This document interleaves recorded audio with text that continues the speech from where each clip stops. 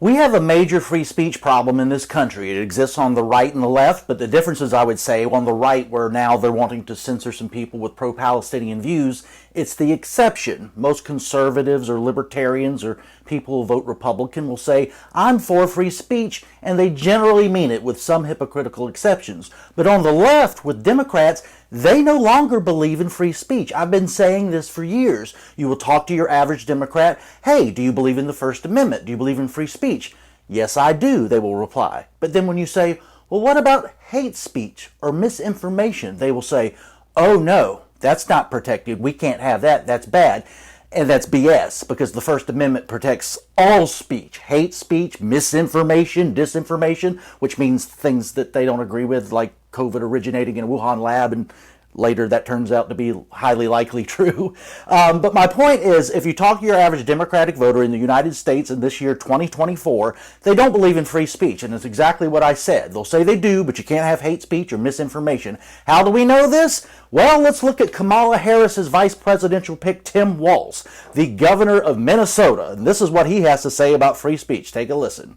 I think we need to push back on this. There's no guarantee to free speech on misinformation or hate speech, and especially around our democracy. Let's listen again. I think we need to push back on this. There's no guarantee to free speech on misinformation or hate speech, and especially around our democracy. Okay, our democracy, the Democratic Republic of the United States, which is under the legal binding of the U.S. Constitution, has a First Amendment in its Bill of Rights.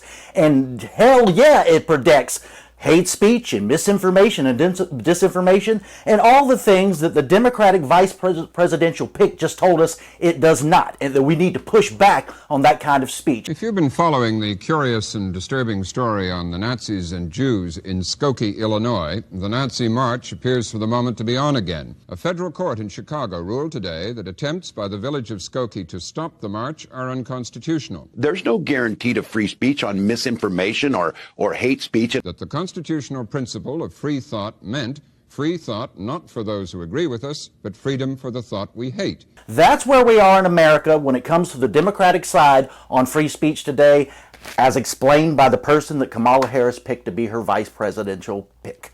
Good luck with that. There's no guarantee to free speech on misinformation or hate speech.